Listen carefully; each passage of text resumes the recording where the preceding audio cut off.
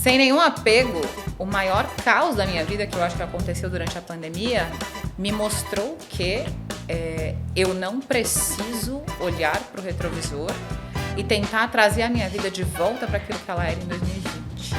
Então, totalmente desapegada, eu digo hoje que eu descobri, de uma maneira ou de outra, que eu tô no lugar onde eu devia chegar.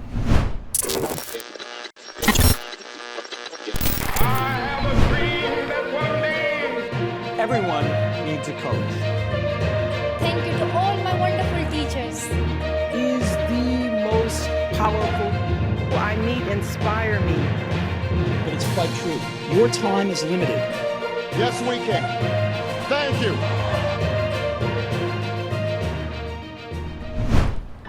Olá, seja bem-vindo ao episódio número 2 do Comunica Play, o seu encontro semanal com grandes comunicadores e especialistas das mais diversas áreas da comunicação.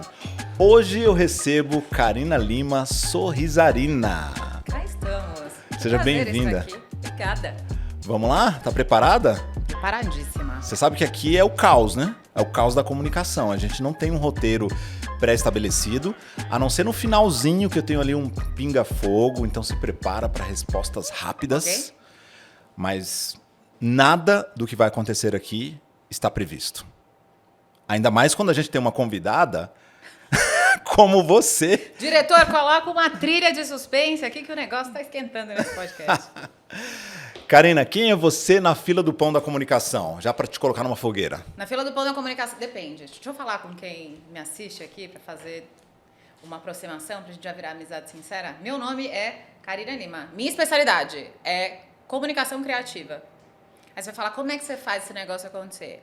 Eu, Edgar, ensino pessoas, e elas aglomeradas nas empresas, a falarem com mais charme, com mais potência, com mais conexão. Como é que eu faço isso?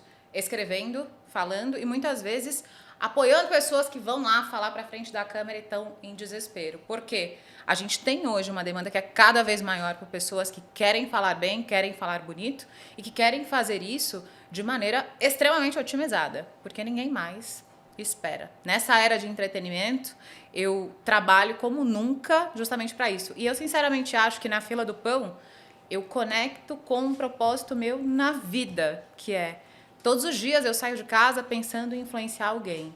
E comunicando, principalmente nessa era mais digital, eu tornei exponencial a minha meta de sair de casa e fazer a coisa acontecer, porque cada vez mais eu enxergo que entrego poder nas mãos das pessoas e que eu não tenho, ainda bem, nenhum controle sobre o impacto do meu trabalho, porque ele reverbera hoje e não tem mais limites.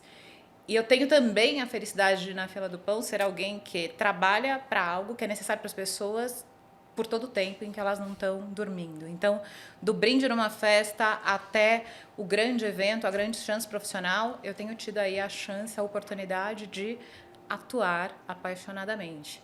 Pessoalmente falando do meu CPF, eu sou filha de nordestinos do Agreste brasileiro. Esse lugar, gente, você que não sabe de geografia, também está escondido, ó, numa loca de uma pedra, no Ceará, a minha família.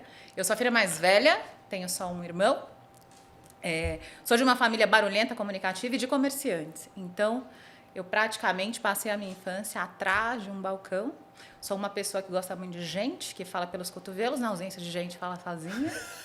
Gosto de esportes, faço muitas coisas, sou uma pessoa muito ativa, diurna.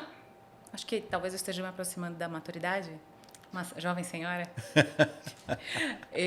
Mais que nada, sou uma pessoa que busca na vida ser solar, ser alguém que mude a energia dos ambientes onde eu estou.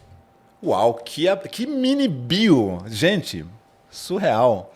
Está contratada, correto. passa Fechou? por favor no...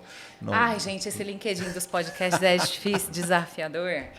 Agora vamos lá. Diga. Toda história tem alguns pontos de intersecção, alguns milestones, algumas bifurcações, ou como a gente fala no storytelling, incidentes incitantes. Não é excitante, pessoal, é incitante. Conta a sua história pra gente. Como é que você veio parar aqui? Como é que você chegou aqui nesse momento? Como eu cheguei nesse momento? Isso. O que você viveu, o que você enfrentou? Porque eu quero tirar da sua história algumas lições de vida que a gente possa compartilhar com quem está nos assistindo. E claro que vai vir aí muita coisa ligada à comunicação, não só no que diz respeito ao teu background e ao que você faz, mas também é como você lidou com situações usando a comunicação, porque em casa de ferreiro o espeto não pode ser de pau, ainda mais quando se trata de comunicação. Professor, eu entendi o enunciado do exercício, mas eu parei em incidentes existentes. Então busque-os. Busque-os no seu repertório histórico. O ano era 1989. Senta que lá vem a história. Eu era uma criança tímida, extremamente tímida. Olha, Então, somos eu dois, acho- então. Éramos dois. Pois é. Ah, não, éramos 7 a novela, né? Aqui éramos 2. O jovem que escutar a gente pode procurar no Google referências, porque ele está indo longe. Em 1989, eu estava na pré-escola. Vocês de humanas não vão fazer conta mesmo, né? Eu era uma criança extremamente tímida. A criança que a diretora na escola dizia que tinha alto potencial e que pelos desenhos e pelas atividades mostrava ter um QI razoável, nunca soube. Eu conto essa fake news, gente, que devia ser alta. Preferi não checar. Mas que eu era uma criança muito mais introvertida do que extrovertida. No entanto, com um subsídio que eu acho que faz muito sentido para o viés comunicacional, que era... Eu era uma criança intencional, então eu queria liderar as dancinhas nas festas, eu queria ser assistente da professora, queria fazer coisas diferentes e enfrentava um desconforto muito grande. Então eu era a criança e depois a adolescente que falava e ficava com a bochecha vermelhinha. Tinha rubor na cara, sentia aquela quentura desgraçada. Falava, Jesus amado, não é possível. As pessoas já estão vendo o meu desconforto.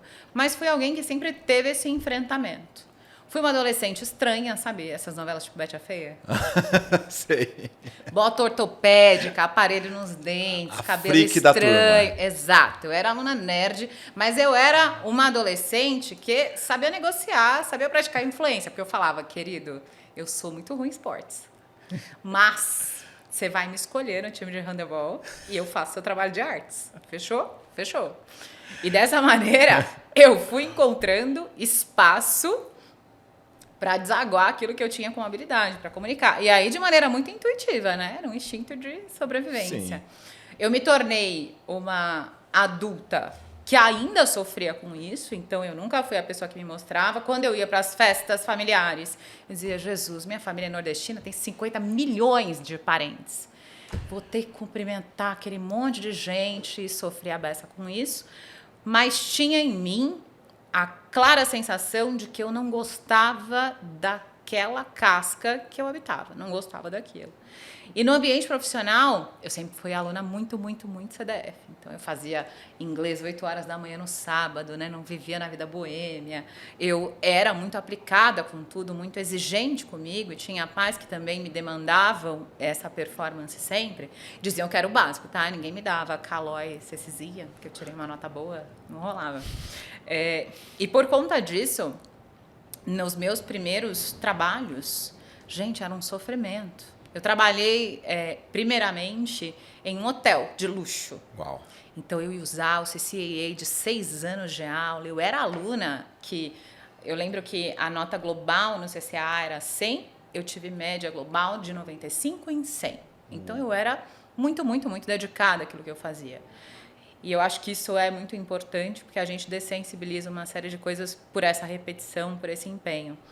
Mas no primeiro dia de trabalho, eu me lembro que eu fui atender o telefonema inaugural e eu falava, rapaz, joguei esse dinheiro todo no lixo, porque eu não estou entendendo nada, porque minhas pernas tremem, porque a minha voz já está da Araci, que vende a iogurteira Top Term, minha nossa. Até entender que eu precisava mapear meus desconfortos para que eu pudesse tirar o que, para mim, era quase uma capa de invisibilidade profissionalmente. Isso foi acontecendo. Eu fui criando cancha, conhecendo cenários, circulando pelos mercados, até obter o meu primeiro cargo de liderança ainda muito jovem. Aí eu tinha outro BO para administrar, que eu tinha liderados com muito mais idade do que eu. Sim. E que me olhavam e não encontravam a autoridade que uma líder de equipe teria que ter. Além de ser mulher. Pois Jovem, mulher. Vai empilhando aí as suas tretas. E com isso, eu também entendi que eu tinha um desafio que era de mostrar que eu tinha uma intenção e uma aparência, um jeito de andar inequívocos o suficiente para que eu fosse seguida.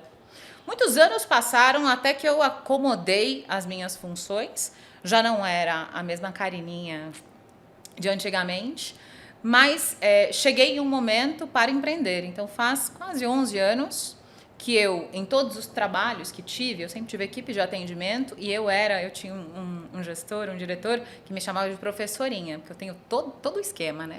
O óculos de nerd aqui e o jeitão, a letra bonita. Eu posso escrever, gente, convite de eventos, taça de casamento e tudo mais.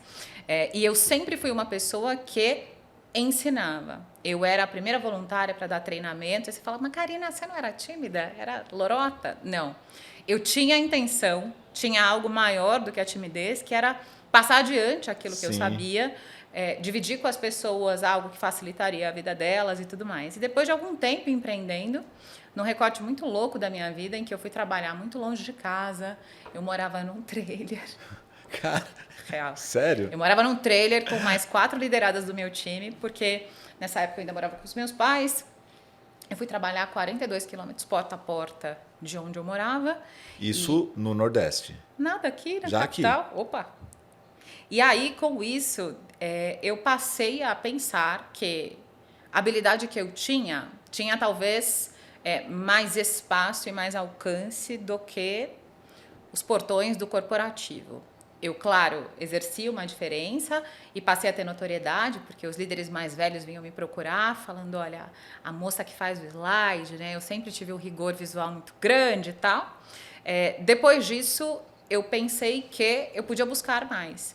E aí me parece, né, que quando você põe o pé, o universo providencia o chão. Me apareceu uma oportunidade de participar de uma concorrência, de uma licitação de treinamento. E eu, jovem, fui lá participar.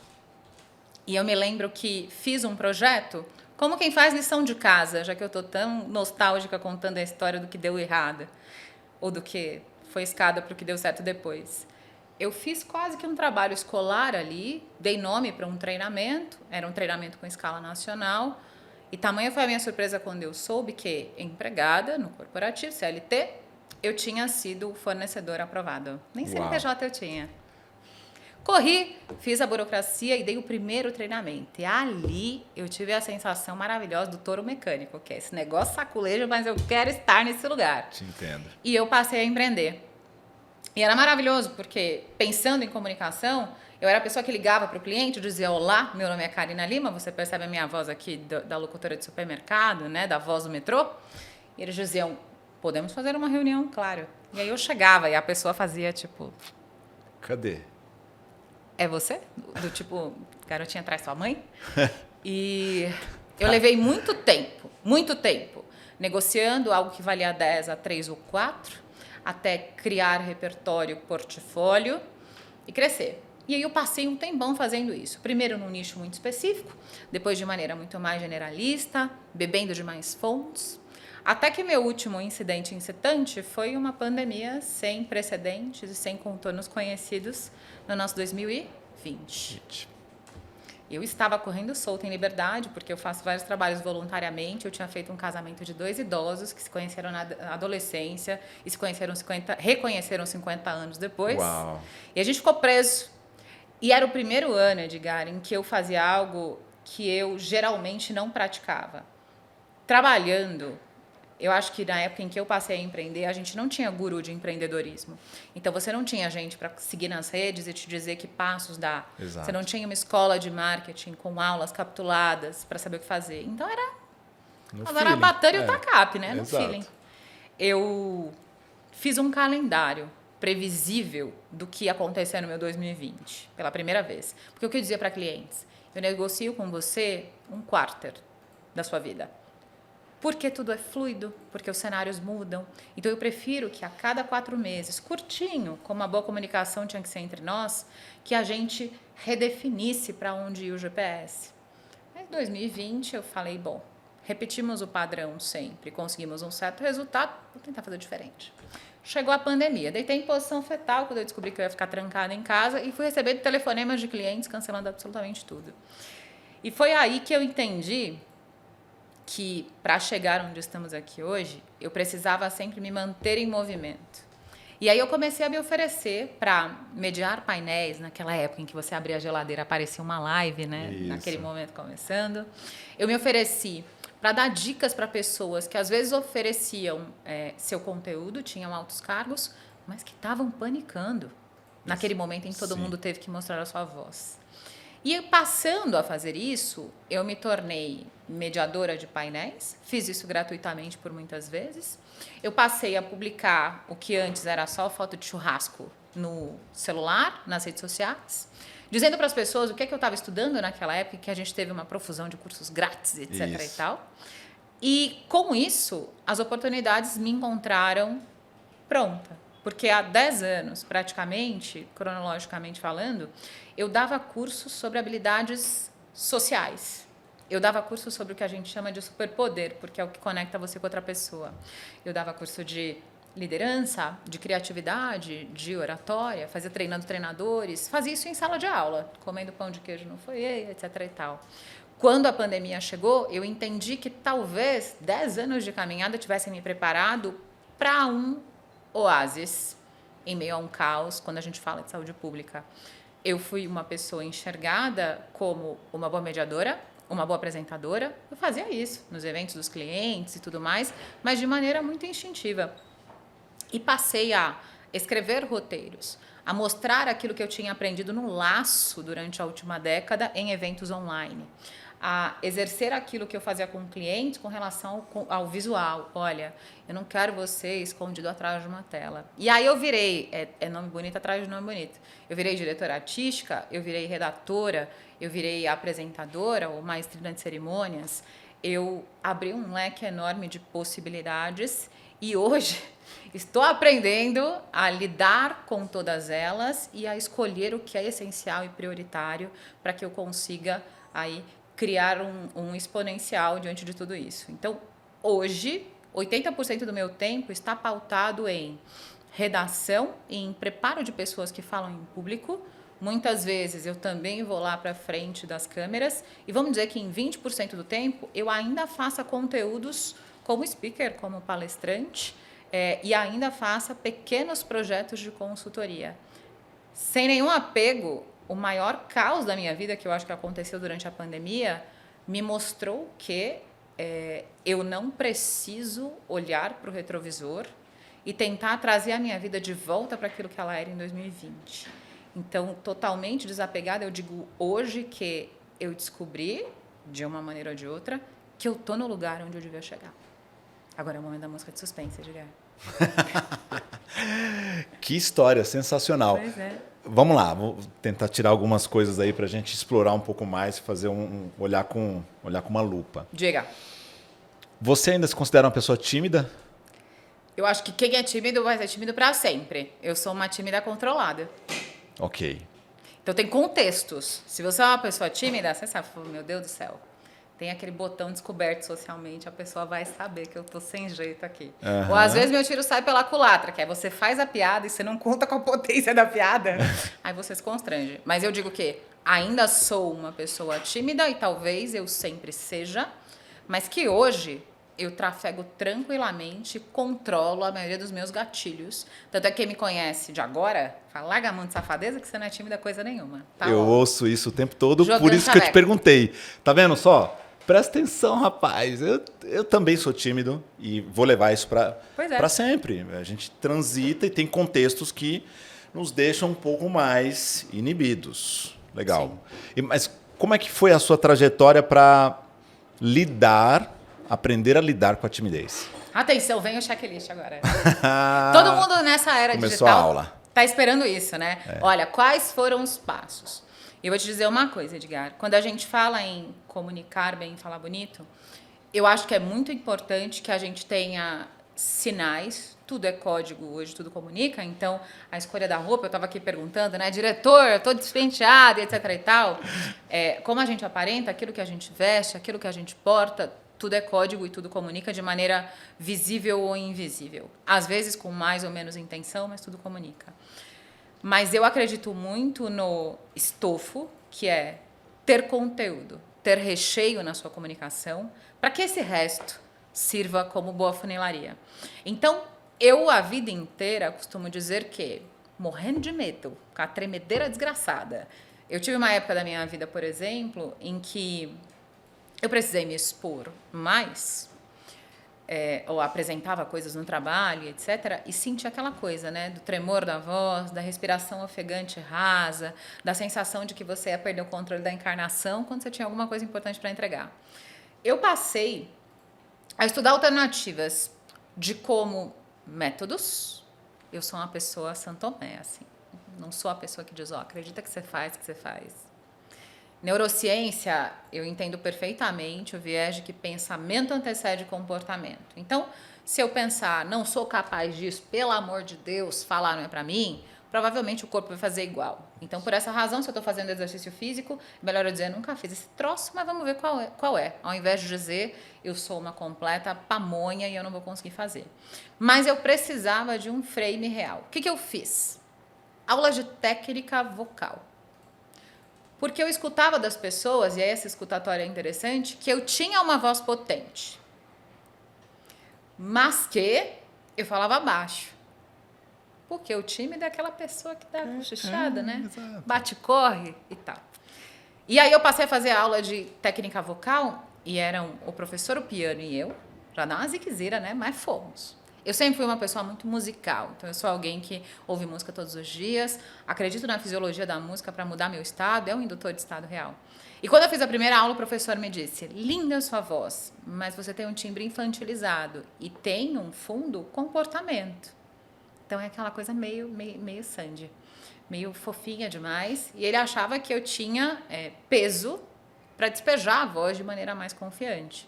E aí eu larguei o esquema do vamos passear no bosque e passei a fazer exercícios de impostação. Entendi que eu tinha que respirar com o baixo ventre, a respiração tinha que ir lá perpassar o diafragma e, de repente, descobri uma voz que sempre esteve em mim e que eu não tinha. Isso é ótimo, porque a partir disso, quando eu dizia qual era o meu nome ou quando eu falava com uma pessoa pela primeira vez, ela não dizia o que é. Então, é um indicador de que você não está modulando direito a voz quando você não gera compreensão imediatamente. E principalmente quando você se apresenta, você fala, meu nome é um baita de uma âncora. Exato. Eu vou lá falar para a pessoa que está assistindo a gente, meu nome é Karina Lima. E aí eu quero que a pessoa me entenda da primeira vez, certo? Outra coisa que eu fiz um curso de improviso. Porque uma pessoa tímida, ela é alguém que tenta desenhar os cenários de maneira psicótica. Exato. Dependendo do que a pessoa me disser, eu já estou pronta, armada, não vou passar mal, não vou desmaiar na frente dela. E ao fazer o curso de improviso, eu aprendi que uma linguagem mais positiva e menos controladora também me ajudaria. Eu fiz com o Márcio Balas, e aí ele falava, eu vou contar até 10, e a partir de agora você vai fazer uma pose e você na praia. Aí você faz, né? O vendedor do milho, do queijo, do picolé de mineiro, de alguma coisa, você vai lá ou você deita para tomar sol na praia. Assim que você faz, uma parte de você, que eu acho que é muito representada pelo seu ego, diz, podia ter feito outra pose. E aí eu aprendi, através dessa linguagem positiva do improviso, que você faz agora aquilo que você podia fazer com o recurso que você tinha. Isso. E que pensar naquilo que já passou não adiantava de nada. E aí, maravilhoso, porque eu tinha exercícios do tipo, olha, no curso de improviso, você vai se posicionar na frente do palco e você vai fazer alguma coisa, se for uma coisa bacana para a audiência, todo mundo te aplaude, grita o seu nome, assobia. Ou, se não for, as pessoas tacam um papelzinho, o chinelo e te tiram do palco. E o que a gente faz quando a gente se sente completamente agredido com essa exposição? Nada é mais íntimo em nós do que o nosso aparelho fonador, do que a nossa voz. Rapaz, deixa eu fazer um negócio que faça sucesso aqui. E aí eu, tímida, com certo tremor, ia lá fazer tipo uma maquininha de bolacha, sabe assim? Uhum. Não vou fazer isso para a câmera fechada. Não vou dar esse trunfo pro Tudo diretor bem. um dia Berta me chantagear. já Fazer a maquininha de bolacha. Ou fazia, então, os dribles em câmera lenta de um jogador de futebol. E aí eu aprendi um negócio no curso de improviso que é a ludicidade é algo extremamente magnético. E ela abre um campo que a gente muitas vezes não conhece quando a gente está muito preocupado com o nosso julgamento. E a terceira coisa, porque todo bom método tem uma trilogia. Atenção, gente, se um dia lançarem algo em 3 passos. Eu fiz um curso de palhaço, o que foi a cereja do bolo. Para iniciados. Fiz um curso de palhaço durante um final de semana. E o mais interessante é que há uma certa conexão entre as metodologias, porque o que o professor dizia é que o palhaço é o ser que mais tira onda e que mais tira sarro, mas ele se deixa ser tratado como: o que você quer aí, ô seu palhaço? Exato. E aí ele encontra espaço, liberdade e licença poética para fazer aquilo que ele bem entende. E tudo aquilo, bem ou mal, vai criando em nós espaço para tirar esse foco do o que é que as pessoas vão pensar, ou depois que eu me expuser, ou que eu trouxer a minha mensagem, o meu recado, quanto tempo as pessoas vão pensar no meu impacto, no que eu fiz ou no que eu deixei de fazer. E me fez entender outra coisa, que era, num curso de improviso, o diálogo sai bom ou não sai, e tudo bem se não sair, e o treino cria uma sensibilização. Então, os caras já são safos, Sim. hein? Olhar um improviso... Pegar sacadas ali no time certo. Exato. Você vai brincar lá de só perguntas, em que você só pode fazer pergunta. Aliás, ia te perguntar, qual que é a tua brincadeira favorita de improviso? Eu amava só perguntas, porque você cria diálogos nonsense.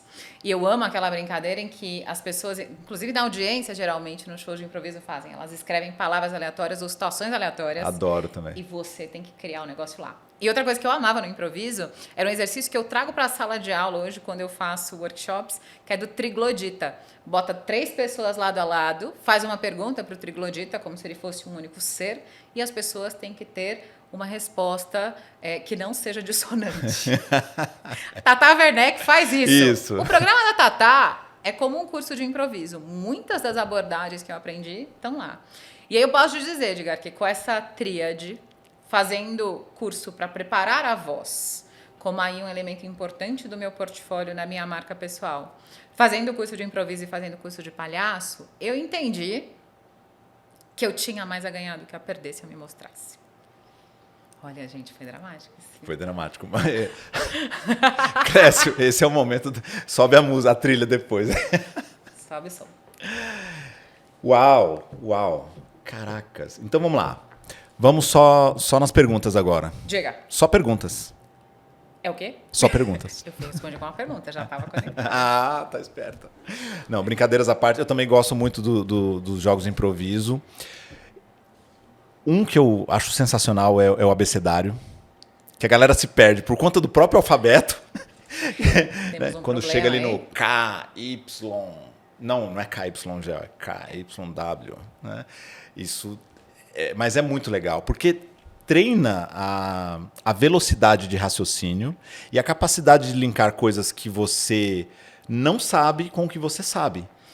Que o cara que improvisa, ele é um MacGyver, né? Ele está diante de uma porta e ele tem um chiclete. MacGyver, Clips. né? Eu preciso fazer Atenção, um disclaimer. criançada. Google. Fizeram a versão mais jovem do MacGyver, jovem recentemente. O MacGyvinho? Né? Não sei nem quem é. Fizeram o MacGyvinho. Então acho que a galera não tá tão... Antigamente se falava MacGyver, antes de lançarem o novo MacGyver. Ninguém, o que é MacGyver? Cara, MacGyver é o Missão Impossível do passado. Então ele pegava um chiclete, um clips, cuspia um fósforo e abria um elástico e abria uma porta. A capacidade de abrir portas quando você está num cenário que não é seu, você está num evento de turismo, não é a tua praia, e alguém fala, que bom que você está aqui, Karina, vem cá falar algumas palavras. Cara, é genial você conectar aquilo que você não sabe com o que você sabe. E aí quando você fizer essa transição, esse link, aí você surfa de boa naquilo que você sabe. E o jogo do improviso tem muito isso. Principalmente o abecedário, ou esses com frases que você vai pegando frases aleatórias. Tem que ler. Você tem que ler de bate-pronto. E você traz isso para um contexto que você domina. Aí eu vou linkar isso, olha só, Vai. com uma coisa que você exibe muito bem, exibe no bom sentido. Você tem um vocabulário incrível, você fala bonito, como você postou esses dias, sua fala é gostosa, você fala gostoso. Né? Como é que você construiu esse repertório que... Quando a gente ouve, parece que é poesia. Tudo se conecta perfeitamente, tal, uma fala bonita, gostosa, tal. Você é poeta também? Não. A minha família tem um pé ali na poesia do Agreste, no cordel. Eu, inclusive, quando estudava, quando eu fiz a pós-graduação e tal, eu era famosa no grupo da pós por sempre dar parabéns com rima. Sabe rima, quadrinha? Sim, que delícia. Eu sempre tive essa pegada muito lúdica na minha comunicação. Vamos pensar nesse como. Primeiro eu quero agradecer, gente, vocês que nos veem agora. Quero agradecer o pitch que ele acabou de fazer para mim, né, contando. Eu falo exatamente sobre esse lance do falar bonito, do ter uma fala gostosa, de ser uma pessoa gostosa, porque, no fim, não quero que você pense que é poesia, já que você me perguntou se eu era da literatura, mas eu acho que ser uma companhia irresistível é algo que está altamente correlacionado a ter uma boa comunicação. Porque a gente sempre tem alguém no nosso contexto que muda completamente o estado de quem está ao redor, que conta histórias com um tom de cinema. Meus amigos bêbados, os embriagados, são excelentes comunicadores. É verdade. Que eles contam, né, a história daquele jeito que você fala, gente, pelo amor de Deus, não para de falar nunca mais. E com isso, no dia a dia, a gente tem que ter um quê? Comportamental, e eu vou dizer, né, que no Nordeste todo mundo estreia, tem muito humorista, eu tenho pais muito cômicos, eu tenho familiares muito cômicos, esses que imitam vozes, tá? Que pregam peças, que dão sustos. Minha avózinha paterna falecida, ela dava susto profissional nas pessoas, Edgar, tipo com um lençol de fantasma, furo no olho e vela na mão. Imaginei A pessoa dormir na casa da minha avó Socorro, ela era surpreendida com uma pegadinha dessas. A minha avó se enfiava em qualquer pequeno espaço para pegar você aqui pela canela, para você pensar que era uma penada.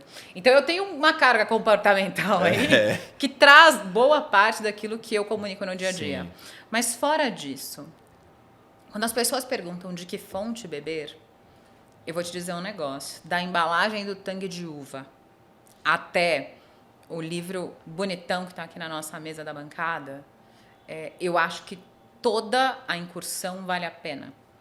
E quando você me fala, Macarina, isso dá um baita de um trabalho. Porque quando a gente trabalha com educação, você vive o que eu vivo, as pessoas não querem exatamente a romaria. Elas desejam um milagre com todo o coração, mas Exato. a romaria ninguém quer. Então, o que eu digo para todo mundo é, eu sempre fui a jovem, não tão jovem hoje, eu sempre fui a jovem que ia à livraria e que ia a corredores não usuais. Entendi. Eu olhava os livros sobre espiritualidade, ao mesmo tempo em que eu folheava aqueles de artistas que não me eram conhecidos, do mesmo modo em que eu olhava sobre decoração. Por quê, Karina? Porque eu acho que, criativamente falando, para a gente ter eureka, a gente tem que juntar bagagem.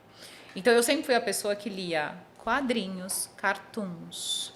Eu sempre assisti filmes, documentários, desenhos animados, com um olhar fotográfico, com um olhar de qual é a situação e a vida daquela pessoa que eu assisto. E eu sempre fui uma criança muito inventiva, então eu era alguém que assistia televisão, baixava o volume da TV e dublava outras falas alternativas para as pessoas. Então eu acho que toda criança que brinca de faz de conta ensina pra gente o que a gente devia fazer no dia a dia, que é ter olhos de ver as expressões múltiplas que o mundo oferece nas 24 horas. Então, eu sempre fui alguém que li muito, mas li coisas absolutamente distintas.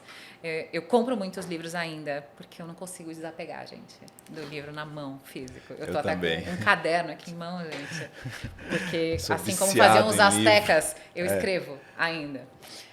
Mas eu tenho uma biblioteca grande, meus amigos dizem, né? Cadê? Tem coisa nova lá na biblioteca professora Karina Lima? Pois é. Tá Sempre tudo tem. lá. Eu tenho coisas muito diferentes, eu leio sobre assuntos diferentes, eu vou a eventos onde eu me sinta diferente. Então, quando eu comecei a empreender, Edgar, eu ia a eventos de inovação para me sentir a pessoa mais careta do lugar. Para olhar o jeito de vestir diferente, para olhar a pessoa que tinha tatuagem até do lado da narina, para olhar para coisas que não me eram comuns, porque eu aprendi que eu só fazia ligações neuronais novas se eu me expusesse a algo Novo. distinto, novo. Eu já fui a celebrações religiosas que eu desconhecia para observar os ritos. Eu sou uma pessoa muito observadora, fofoqueira. Mas olha, eu tenho uma justificativa para isso, para o Fuxico. Herança familiar, provavelmente. Eu diria que tem um quê de herança familiar, mas eu digo mais. Eu não sou a pessoa, que nem o Leonardo, cantor sertanejo, que fala que ele fica sabendo das coisas e conta porque ele não é baú. Eu não tenho a intenção de contar as coisas, mas eu tenho a intenção de saber. A observação das pessoas é algo maravilhoso. Então, eu me lembro que a última vez que eu viajei de férias por muitos dias, e foi antes da pandemia, Eu fui pra gringa e eu ia observar as pessoas na rua, porque elas tinham um estilo de vida muito diferente do nosso. Eu ia pro parque ver a criançada brincando em família.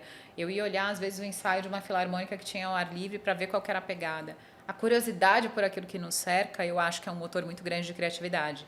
E por causa disso, eu sou a pessoa que ouve música e que presta atenção no verso bonito, sabe? Quando o Roberto Carlos canta lá no portão que o cachorro sorriu latindo, eu falo, bicho, olha o que esse cara conseguiu fazer. Se ele não desenha um retrato da música na minha cabeça, eu não sei nem o que é.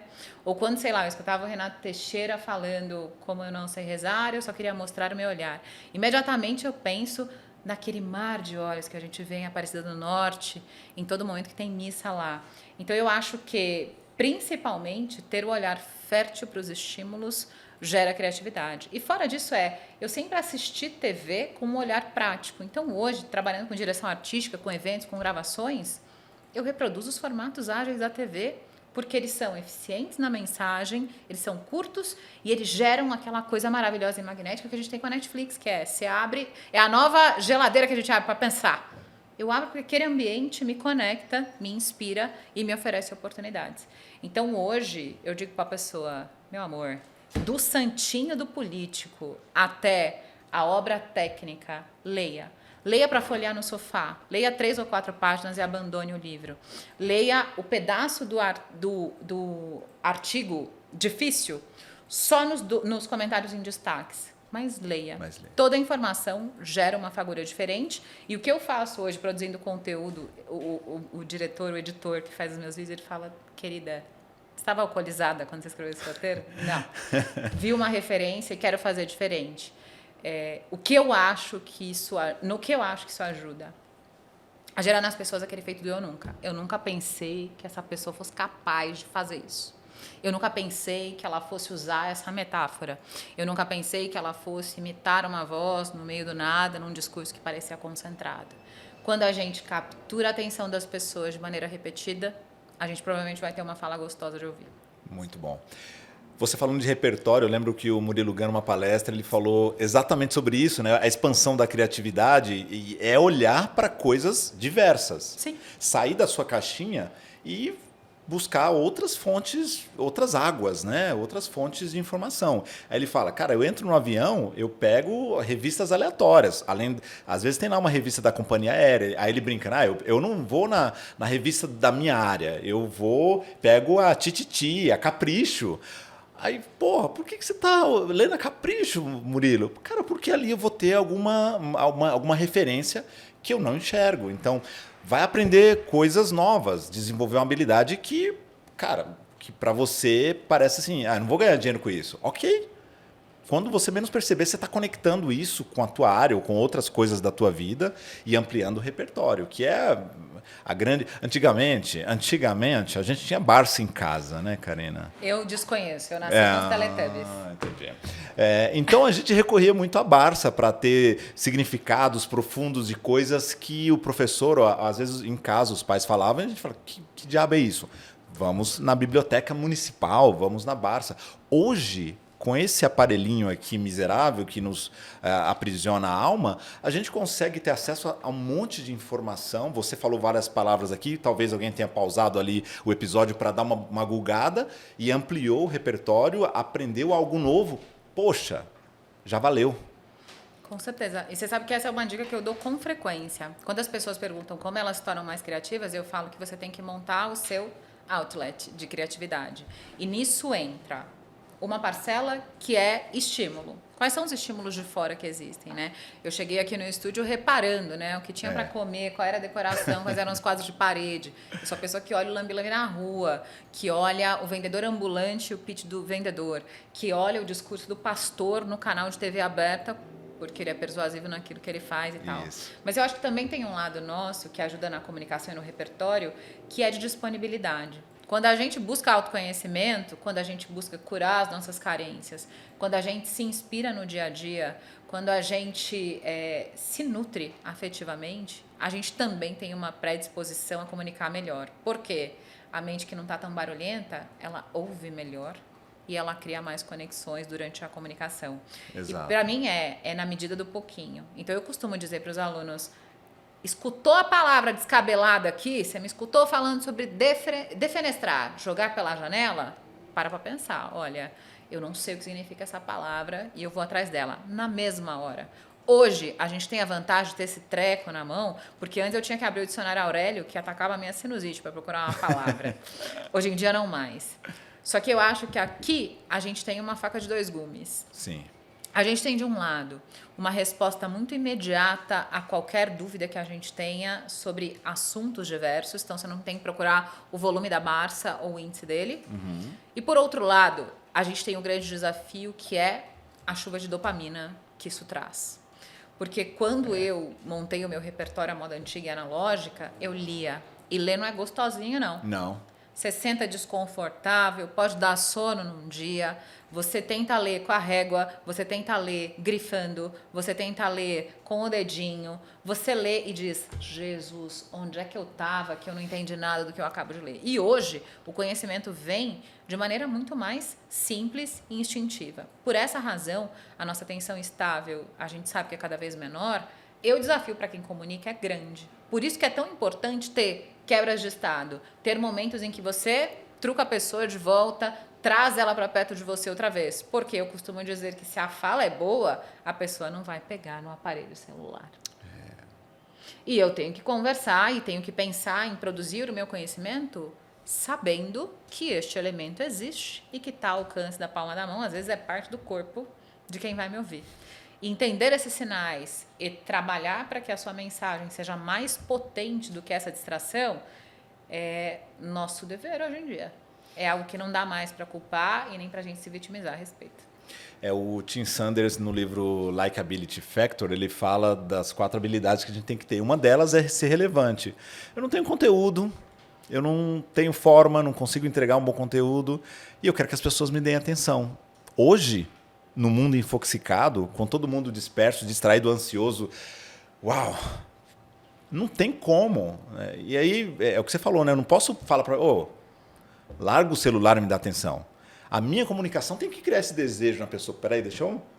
Opa, tá interessante isso aqui.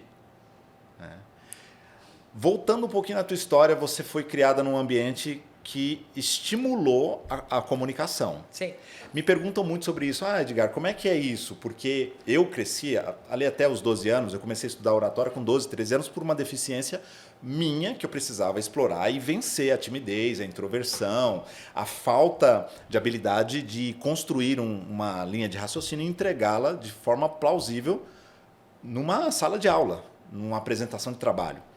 Ok, eu fui da porta para fora explorar isso, buscar isso para vencer essas limitações.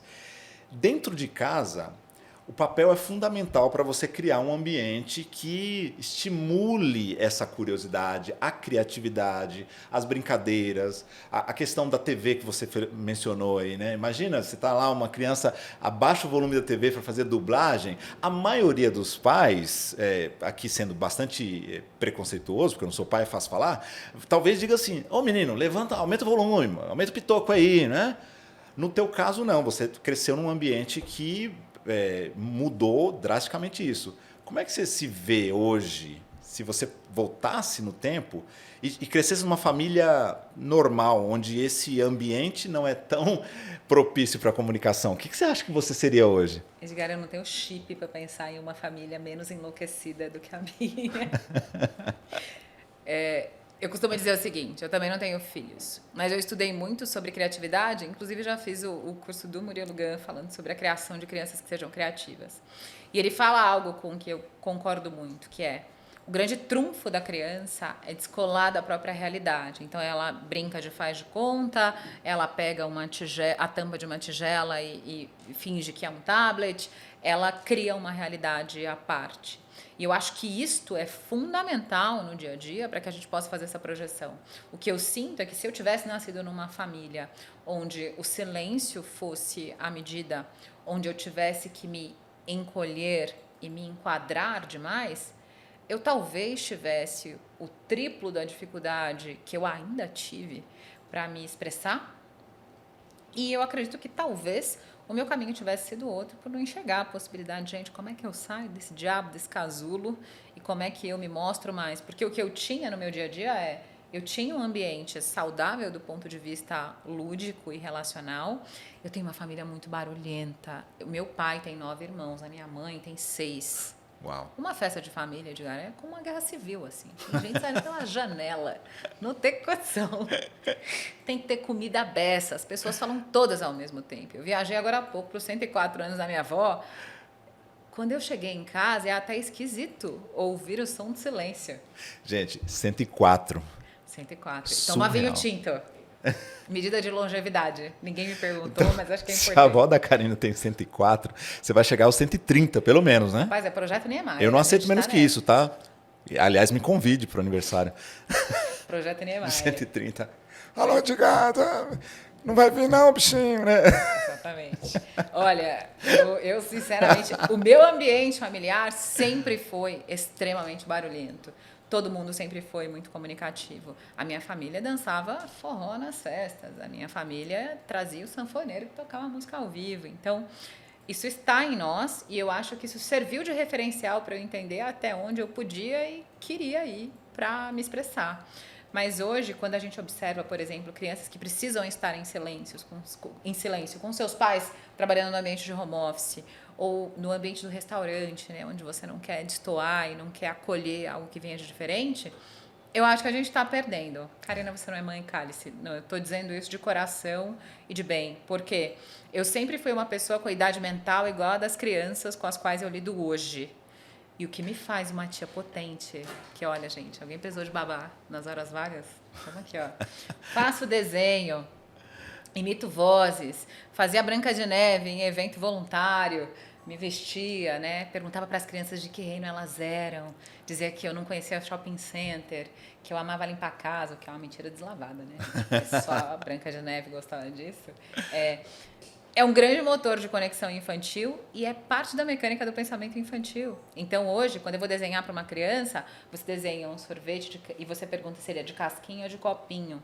Depois você pergunta para a criança quantas bolas de sorvete vai ter e que sabor ele vai ter. Quando a gente lê para uma criança, igualmente. Eu trabalhei com contação de história voluntariamente por muito tempo. E o teu primeiro exercício eu mostrei a página da história, eu primeiro fotografa o que está acontecendo. Primeiro a criança apreende a realidade e depois, muitas vezes, ela vai querer saber o que as letrinhas estão contando na trama. E este olhar infantil, perceba, quando eu digo que eu observo a realidade, tento extrair mais do que aquilo que ela me mostra no óbvio, é o que a gente faz com uma criança. Quando ela imagina tudo, não faz de conta, quando ela observa oportunidades de improviso e de comunicação e de poesia em tudo, elas estão ensinando muito para como a gente devia ser. Todo mundo ganharia. Só que o problema é que todo mundo quer parecer intelectualoide, todo mundo quer parecer adequado e sério, então muitas vezes a gente esbarra no julgamento para não fazer o que é melhor para nós. Pois é. Agora, como é que a gente traz isso para a vida adulta? Como é que a gente explora essa busca por uma comunicação mais criativa, por uma fala mais bonita, por uma fala mais gostosa? De modo geral, a gente tem uma preguiça de ser criativo, porque a gente, vou dar exemplos aqui, sem citar nomes, sempre que eu lido com um executivo ou com alguém de uma área muito técnica, eu ouço, não, mas aqui eu tenho que entregar o roteiro exatamente assim, sempre foi assim, há 30 anos. É esse slide, eu termino com, pessoal, hoje é isso, obrigado, sabe? E aí eu falo, tá, mas você está se comunicando com quem? Com humanos. O humano é feito de emoção, ele tem sentimentos, ele gosta de histórias, ele vai se conectar com o seu conteúdo técnico de uma forma mais humana. Não dá para a gente quebrar isso aqui um pouco mais, trazer um guero-guero, uma malemolência, né, um borogodó, que te permita ser mais atraente enquanto comunicador, porque você é um comunicador aqui dentro. Então, me ajuda a te ajudar, em outras palavras, né? Então, obviamente, eu vou usar ali alguns recursos e ferramentas para provocar essa criatividade, mas eu não sou entrevistado aqui, você é entrevistado e é você que vai nos dizer, então, o que você faz para estimular nas pessoas com quem você lida no dia a dia, nos seus treinamentos, mentorias e whatevers, para que essas pessoas, em alguns momentos, se comportem um pouco mais como crianças. Eu acho que a gente tem aqui em mãos um desafio que é de CPF, não é de CNPJ, quando a gente está na cena corporativa. Porque o que eu costumo dizer para clientes é, o que você quer no final do dia? Eu, que sou uma pessoa competitiva, se a gente jogar tênis de mesa, eu quero ganhar de vocês. Se eu não ganhar, a gente vai ter uma briga enorme. Então a gente vai ter que marcar esse tênis de mesa agora. Eu Agora sou a fui pessoa- desafiado. Eu sou a pessoa que provoca o adversário, vai ser o pato, vai perder de mim. Adoro. E por conta disso, eu, desde a mais tenra idade, eu era criança que queria fazer o melhor cartaz para a professora de história. Ganhar a caixa de bombom, não me importa. As favas com prêmio, eu queria ganhar as coisas. Então tem um lado meu que desafia e que arruma encrencas pelo perfil pessoal. Sim. Então, eu costumo dizer para o cliente, eu quero que a sua apresentação seja aquela sobre a qual as pessoas falam na mesa do almoço ou do jantar. Eu quero que, lá vem, alerta para uma frase bonita, que a sua comunicação inspire as pessoas sobre a maneira como elas poderiam viver. Eu gosto de incitar os clientes a fazerem diferente, porque eu digo, eu quero que você recrute esse mutirão. Eu quero que você mostre para as pessoas que é possível chegar lá, que é possível dar o recado com credibilidade, fazendo com que as pessoas também busquem caminhos assim. A gente repete padrões conhecidos, Edgar. Então, quando você me traz a pessoa falando, ou o alto executivo dizendo, olha, mas eu não posso usar um meme de internet, ou eu não posso usar uma música na minha apresentação, porque sempre fizeram desta maneira. Mas todas as pessoas que tiveram a ousadia de romper com o estabelecido, ganharam com isso.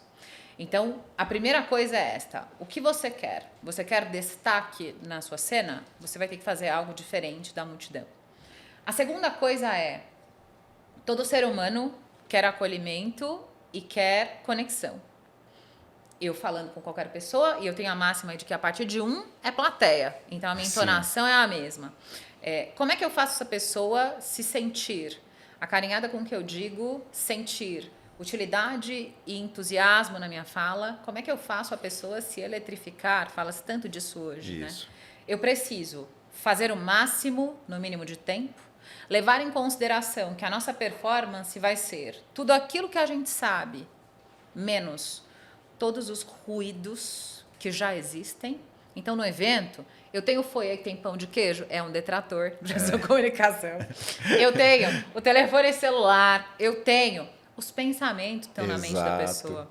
Então, para todo mundo, eu tinha um professor de marketing que falava que quando a gente liga no ramal de alguém no trabalho, ao invés de pedir diretamente o que a gente quer, a gente devia criar graxa. Então, a comunicação, ela se assemelha muito ao approach que a gente faz quando a gente é amigo de alguém. Empaticamente, eu, comunicador, numa empresa qualquer, eu vou radiografar o meu cenário, pensar em com quem eu estou falando, qual é a propriedade vocabular dessas pessoas, qual é o tempo disponível que elas têm para me escutar, qual é o mood do momento, porque também não dá, né? Abraçar a árvore felizão num momento dificílimo. Que ninguém tá batendo meta. Em que ninguém bate meta em vendas, exato. Mas criar uma relevância, radiografar através da empatia qual pode ser o seu método e criar esse efeito do eu nunca. Meu Deus, eu nunca pensei que essa pessoa fosse fazer essa papagaiada. Para mim, são divisores de água quando a gente pensa em performance de comunicação. E vamos dizer um negócio. Todo mundo no corporativo diz, olha, eu quero que o time vença. Quero que todo mundo se dê bem. Mentira. Você quer ser o destaque do rolê. Você quer ser o dono de uma voz que ecoe poder. Você quer ser alguém lembrado, querido, Exato. útil, importante. Gente, desde que a gente é criança, a gente quer isso. Fazendo gracinha aos 2 anos de idade, você queria a atenção das pessoas e todo comportamento humano é uma oferta, dizem os psicólogos. Então, o que eu faço aqui? Meu amor, bota esse ego na mesa. Eu quero que você arrebente. Menos que isso, eu não quero. Como é que a gente faz isso? Vamos descobrir, igual o dress code, qual é o código permitido de ousadia. Vamos definir na balança o que vai ser distração, ludicidade e o que vai ser mensagem.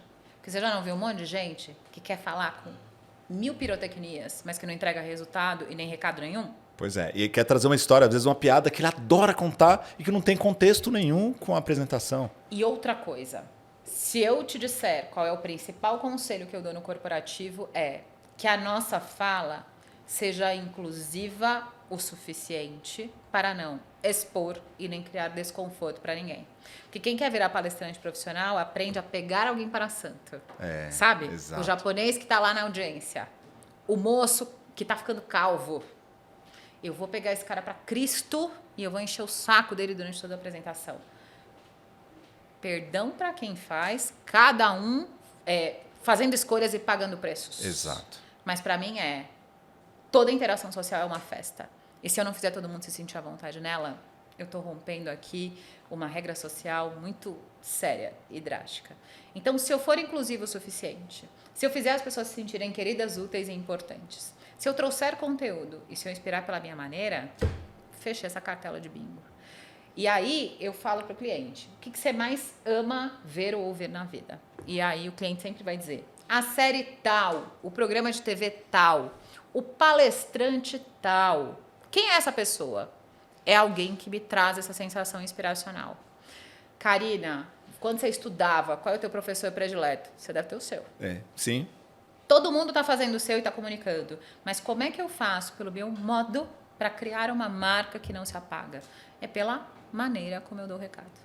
E aí eu trago para clientes o desafio de fazer o tal do infotainment, que é como é que eu faço isso ser magnético, viciante, com gostinho de quero mais, ágil, como são os formatos televisivos. Como é que é na TV? Tem vários sketches, vários quadros, a gente tem intervalo comercial, a gente tem caracteres no GC para lembrarem as pessoas das principais âncoras, a gente tem mensagens curtas com abertura, desenvolvimento e a Tupperware. Tá aqui, filho, tá aqui a ação, tá aqui para onde você liga, tá aqui o que você faz. Para mim, igualzinho no corporativo. Simples e cristalino como água. O corporativo precisa fazer duas coisas. Fazer, no mínimo tempo, o máximo possível em matéria de utilidade e deixar de se esconder atrás do conteúdo, do gráfico e da tela. Se a conexão for humana, ela é funcional. Coisa linda, hein? É o que eu vendo, gente. Olha aí, que momento jabá. Não, é o que eu vendo na vida. Lógico. Se a gente chegar em qualquer lugar e não fizer esse papel, né, de chegar pertinho, entender qual que é o problema, entender que a gente está falando para os outros e não para nós. O que acontece é que a gente não foi ensinado a se comunicar desde nunca. E a gente planeja tudo. Vai viajar? Vou para Disney. Vamos planejar. Vou casar? Vamos planejar. Vou separar? Vamos planejar. Tudo que acontece a gente planeja. Vou mudar de carreira? Vamos planejar. Vou me comunicar. Chegando lá eu vejo. Não é assim? Se vira nos 30. A gente tem uma cultura muito se vira nos 30, em que o desenvolvimento da comunicação é pouco explorado. E, aliás, fazendo um parênteses aqui na questão da sua competitividade, eu gosto muito disso. O americano tem muito isso e está tudo bem. O ego dele é bem administrado, ele faz terapia, ele não tem problema em exibir o ego dele. A gente tem ego, mas a gente finge que não tem. Somos todos modestos, humildes, Deus, santinhos, né?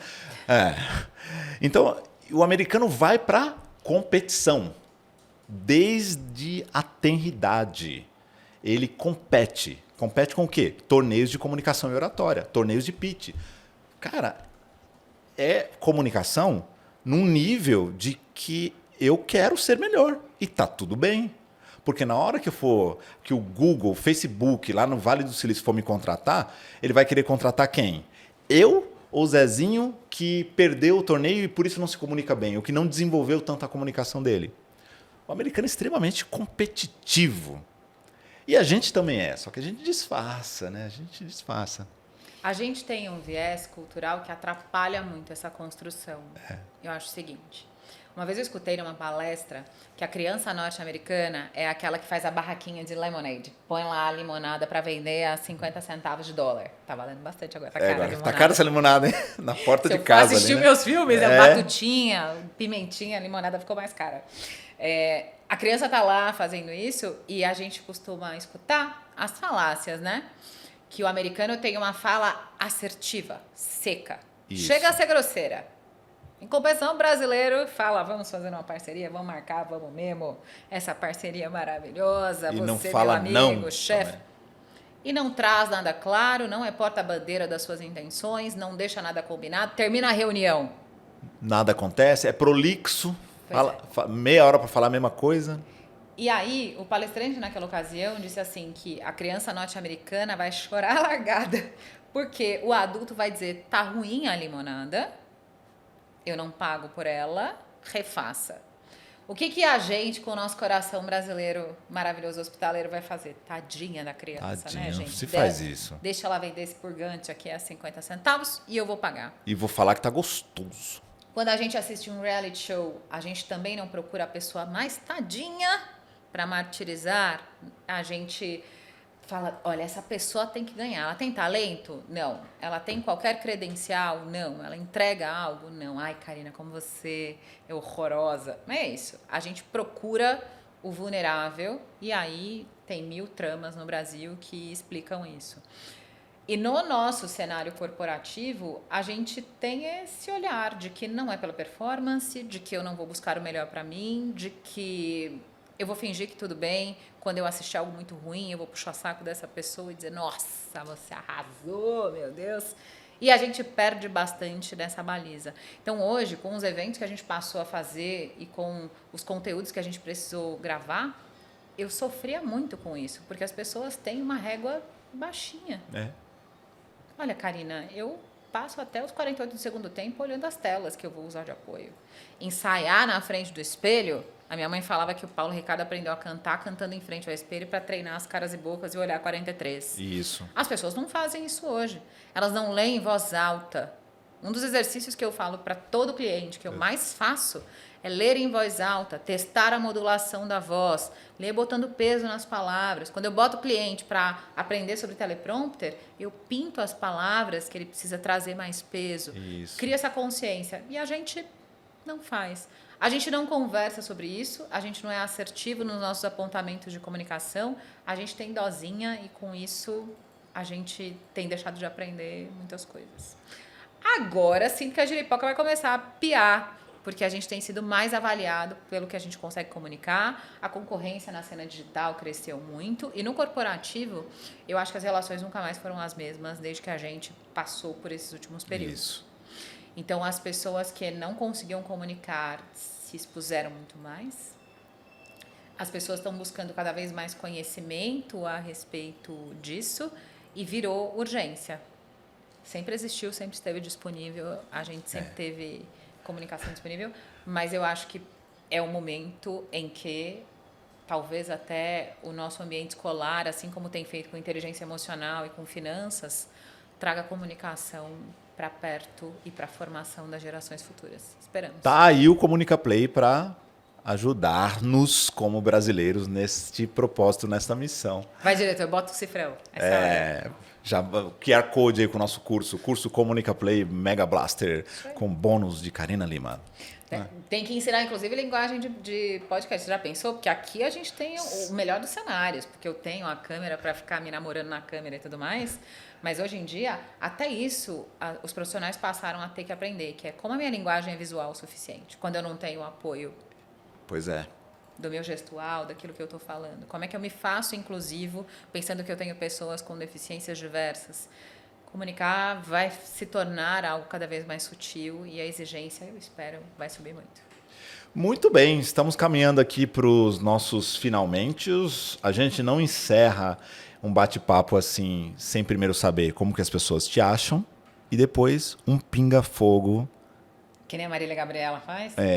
Só que aqui eu sempre falo, aqui vai ser o caos. Jesus. Esse pinga-fogo, sai cada pérola. Como as pessoas me acham? Como? No Instagram. Gente, tem o pacote completo no Instagram, tá? Vocês Aliás, vão você ver. tem que explicar por quê. Todo mundo pergunta isso pra você, né? Então, sim, Por todo que mundo o seu- pergunta. Meu nome é Karina Lima. Quantos zilhões de Karinas Limas vocês verão na internet? Não sei nem contar. Então, desde que eu me entendo por gente, eu sempre fui uma pessoa muito sorridente.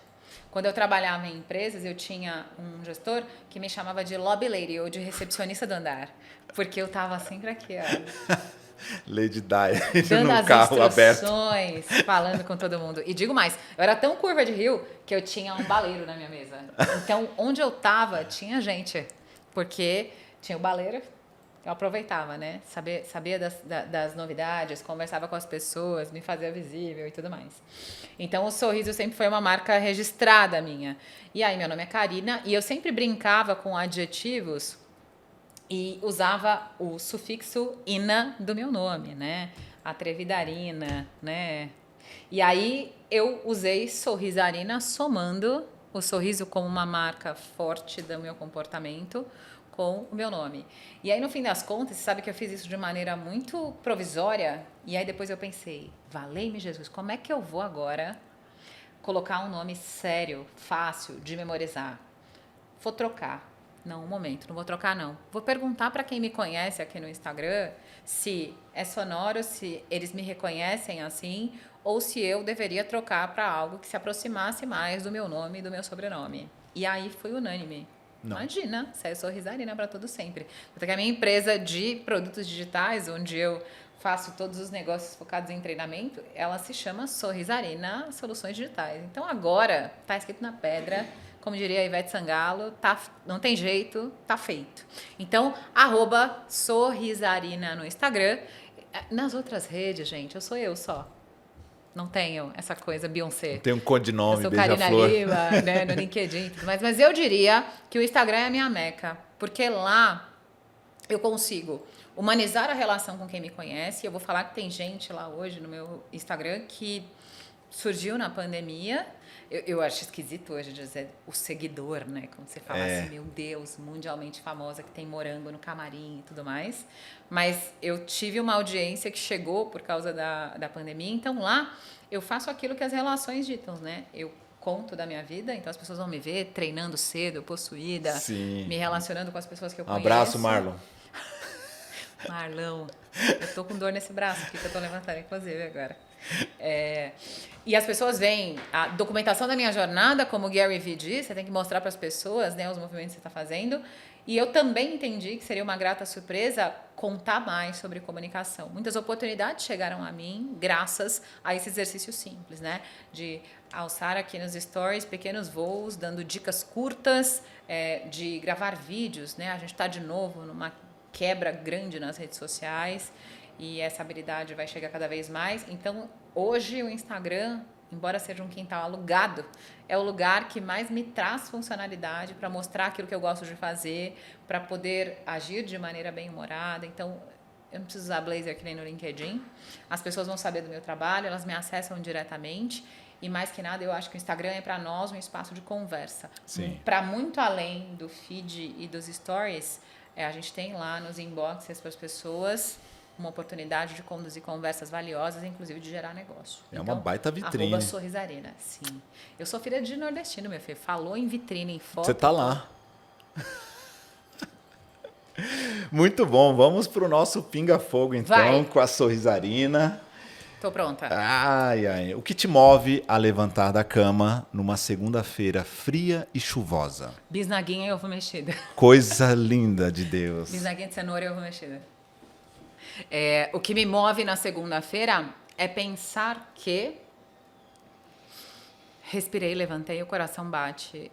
Eu acho que hoje mesmo eu postei sobre isso, um texto falando sobre agora estar vivo e depois não mais. Eu sou uma pessoa que, embora pratique espiritualidade, eu tenho medo danado da morte, da finitude. Também. E eu descobri que o maior truque que a gente pode dar para a morte é viver. Gastar ao máximo os créditos. Então, na segundona, fora a bisnaguinha de cenoura, o que me faz feliz e me faz levantar é sentir que a respiração tá ok, atualmente que o olfato tá ok e que o coração bate. Suficiente para saltar da cama. Parece aquela conversinha do Snoopy com o Charlie Brown, né? Total. Um dia nós vamos morrer, né? E aí o Snoopy fala, mas todos os outros não. Todos os outros não. É verdade. Ainda bem. Ainda Sigamos. bem. Qual filme mais marcou a sua vida e por quê? Patch Adams. Olha, Não só pelo saudoso autor que faz brilhantemente o papel do palhaço no ambiente hospitalar, mas pela mensagem mais que verdadeira de que o amor é contagioso e que ele deve ser fio condutor para todas as nossas interações da vida. E, por último, pela forma como o humor acessa e humaniza no filme.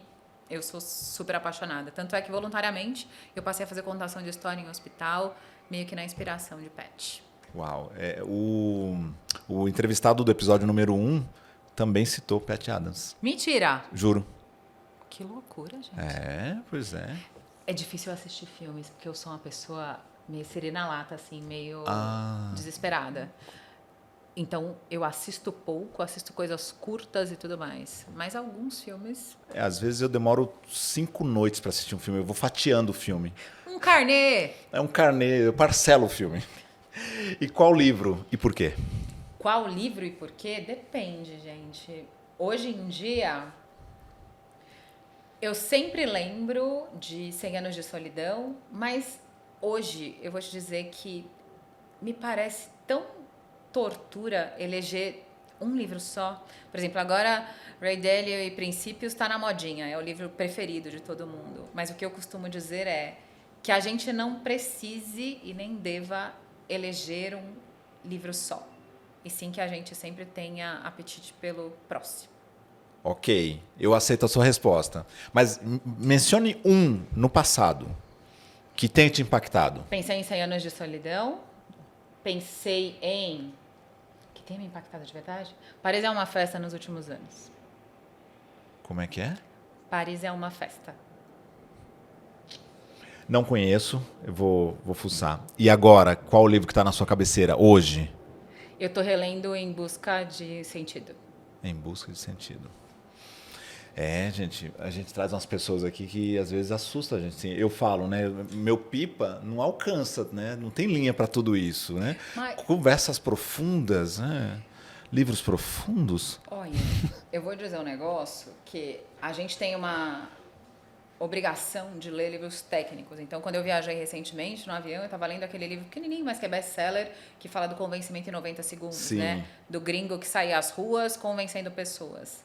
Leio, tá ótimo, né? Aqui na nossa mesa tem um livro maravilhoso da Bernadette Dewar, eu gosto muito dela, eu dei uma aula sobre o livro dela, mas eu não sou abraçada, apegada a livros técnicos. Nem eu eu. gosto de história.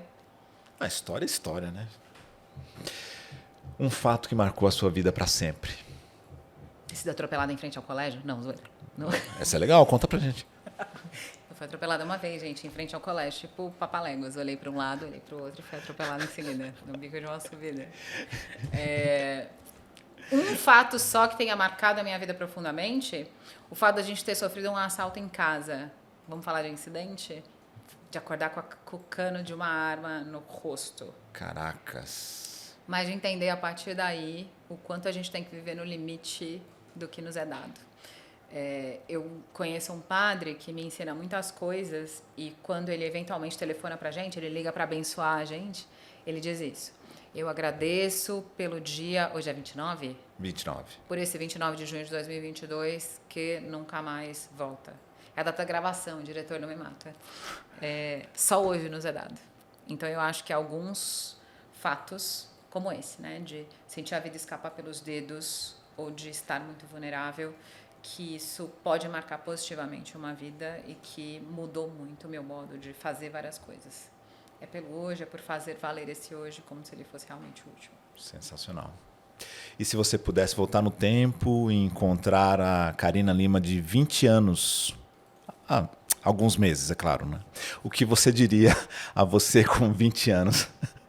Se abraça com a fórmula de lançamento, com qualquer coisa que valha, para ter escala na sua comunicação. Ericão, minha filha. ajuda Se nós. agarra com essa gente, pelo amor de Deus. Você pensando aqui, né, que eu ia falar meio que a morte é um dia que vale a pena viver da doutora Ana Cláudia, né? Não. Subverti completamente a lógica.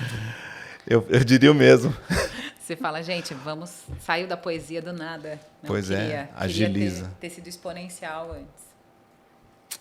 Ok, para fechar, o que você quer que as pessoas falem de você quando você não estiver mais aqui? Que eu fiz com que elas respirassem um pouquinho mais leve pelas trocas que nós tivemos. E nós respiramos mais leves aqui com esse papo muito legal. Carina, muito obrigado. Foi sensacional te receber aqui. A gente passou a pandemia inteira praticamente ensaiando um café, um almoço, qualquer coisa que o valha. Né? Um pastel na feira e não conseguimos. Gente, pastel. Delícia, né? Pastel torresmo, gente. Você quer arrumar amizade sincera comigo? É isso. É barato. Ticket médio comigo é barato. Obrigado, querida, pelo presente que foi conversar contigo, conhecer um pouco a sua história, trazer aí os insights, algumas lições de vida e ter uma aula de comunicação e oratória aqui pra gente falar gostoso. É uma vida gostosa que a gente precisa perseguir. E o bom é que a gente ganha nisso nas 24 horas do dia. Que a gente possa pensar nisso não como uma utopia, mas com algo praticável pelo treino. É assim que o cérebro aprende. Não tem outro caminho. Muito bom, vamos nessa. Para você que nos acompanhou até aqui, mais uma vez obrigado pelo carinho da sua audiência. Não esquece de fazer alguma coisa aí onde você estiver nos assistindo. Você está no YouTube, você deve ter aí curtir, comentar, compartilhar, assinar o canal. Você está no Spotify, você está no Deezer, não sei onde você está. Faz alguma interação aí, um call to action qualquer e faz o que você quiser também, não é obrigado a nada. O Comunica Play é um programa semanal que, como você percebeu, sempre traz aqui uma figura da área de comunicação para contar a sua história, para provocar algumas reflexões e deixar uma chama acesa para que você melhore a sua comunicação também e, consequentemente, a sua vida. Eu fico por aqui, mas a gente se vê na próxima semana. Um forte abraço e até lá. Tchau!